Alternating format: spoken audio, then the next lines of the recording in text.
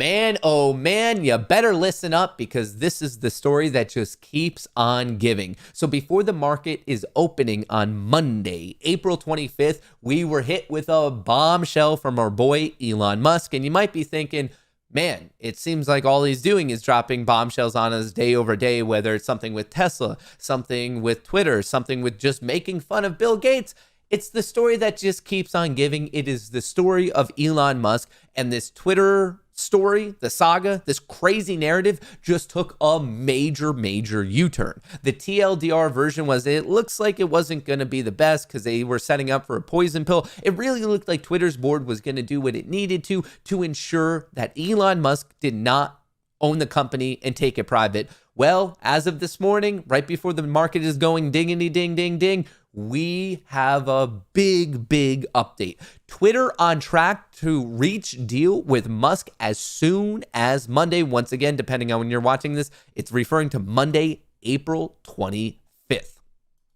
Obviously, as soon as this came out, we saw a spike in Twitter. In the bottom left here, you can see that Twitter closed at $49, currently trading at $51. And just to keep everyone in the loop, remember Elon's offer is at $54.20 a share. That will be important in just a second. But anyway, on the news that broke around 7 a.m., Twitter shares jumped 5% on reports it could accept Elon Musk's bid as early as Monday.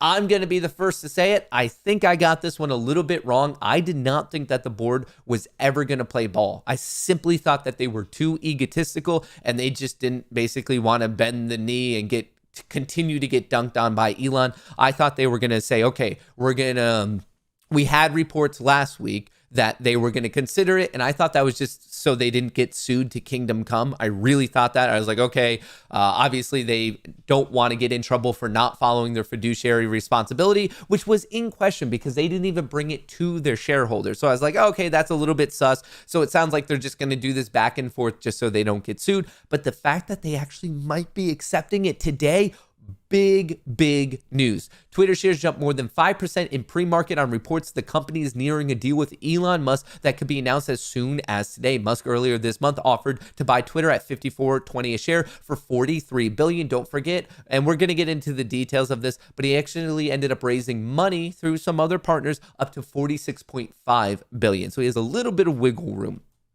Twitter's board had met on Sunday to discuss Musk's financing plan for his proposed bid. The board negotiated with Musk into the early hours on Monday, according to the New York Times. And man, oh man, this story is just nuts. Remember, massive U-turn. At first, they're like, okay, is he trolling? Where's the money going to come from? And then we knew about the poison pill, and there was still the offer of, or the potential of a tender offer, but he could still get poison pilled, which would just ensure he never owned more than 15% of the company. But it's a fair question. How Elon Musk's Twitter deal went from no-go to possible reality in just a few weeks. I just want to give you the highlights. As Musk got more serious, investors became more convinced he wouldn't be successful. Investors might have had a point yet again. Twitter adopted a so-called poison pill that is designed to thwart unsolicited bids for a company by making it more expensive for the acquirer. Really what happens there is they offer current shareholders shares at a discounted price. So there's more shares in the overall pool. So percentage-wise, in terms of ownership, it would dilute it and it would just ensure he never gets above 15%. But people were like, okay, there's various other things he could do. And it looks like this time, it's just, I believe that Twitter's board is realizing how outspoken the global internet community pretty much is against them in support of Elon. I know there's some people that absolutely hate Elon, but all of a sudden they're becoming very quiet. One reason, strangely, was money. Amid the Musk-Twitter battle, investors started to wonder if Musk could finance the bid. Musk's wealth is in the range of $300 billion. Investors in Tesla, however, wouldn't want to see Musk sell Tesla stock outright to buy Twitter. Tesla's investors would prefer to see Musk finance Twitter, which basically getting a loan against his collateral in Twitter. So basically, some bigwig bank says, okay, your Tesla shares are your collateral, and we're going to give you the loan that you need. And Musk announced he had lined up $46.5 billion, $3.5 billion extra from what we previously saw of his initial offer of $54.20 in financing for a Twitter buyout. He also floated a buyout structure that would let some existing Twitter shareholders stays in Twitter if Musk was successful taking the company private. Apparently, they aren't sure what to do. Based on recent history, they might want to bet Musk will win or that Twitter will pull itself up for a bid, ultimately going to a higher offer. So this is interesting, and I was ruminating on this myself of the fact that they're now obviously for sale in more of a public manner. I'm sure there's many tech players out there right now who are basically just saying, get on the phones with our lawyers, our FTC lawyers, make sure that us buying Twitter is not a violation of like antitrust rules, and see if we actually can give an offer. And hey, if Musk is coming in at 54.20, maybe we'll come at 57.50, something like that. But you never know how much headway was made in the conversations. Apparently they were talking till early hours in the morning. This might be pretty much a done deal. Today's going to be very exciting, and you never know when extra news is going to break. So I have a little clip from Dan Ives that I want to share with you. But the offers, it isn't sure if Twitter can do better than 54.20. Once again, this is a Wedbush analyst, Dan Ives. While the board approved the poison pill, which essentially gave them the time to find a white knight and second bidder, likely they are now empty-handed. So Dan Ives saying, hey, maybe no one else even wants it. Twitter reports earnings later this week on Thursday, which will likely not be rainbows and smiles, thus putting further pressure on the company around this game of high-stakes poker with Musk bid looming. So I do want to play this for all of you. I thought it was interesting insight from Mr. Ives. He's a cool guy. Moving higher this morning, multiple reports, including one just by Bloomberg, saying that the company is said to be on track to now reach an agreement with Elon Musk as early as today. Joining us right now is Dan Ives of Wedbush Securities, a man who I have to say in advance, if in fact we get there, called this right from the beginning, said that Elon was not going away when at one point he said he was going away or getting off the board.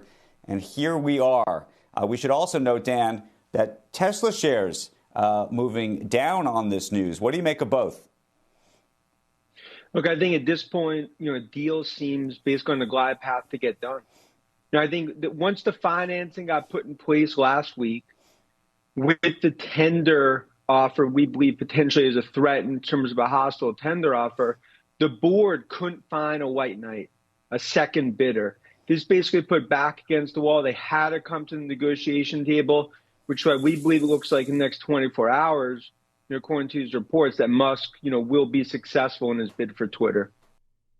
So there you have it. It looks like the main thing that was the hiccup in this whole saga was the financing. But now that that's in place, there's quite a bit of pressure on Twitter's board to basically accept it. And the last couple of things I want to leave you with all of this, just because it relates to Twitter. Trump snubbed Twitter as a boring place he wouldn't return to, but he also made one post on his Twitter replacement platform, Truth Social, since its launch. Now, connected to Twitter, two things I need to say here. This is actually making the bearish case against DWAC, Truth Social, that much stronger.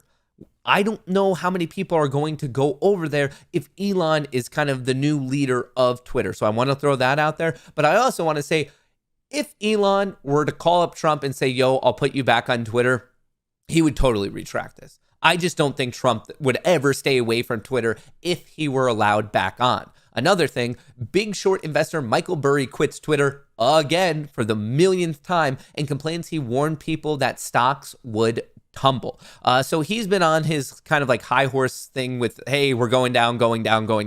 And I look at it this way, of if you're always saying that, well, eventually you're going to be right. But also just related to Twitter, I think it's funny that he's on again, off again, on again, off again. To wrap this all up, don't forget, we're going to be getting big announcements related to it, whether today or tomorrow, and we're going to get more on Thursday. Before the market opens on Thursday, we are getting the earnings announcement for Twitter.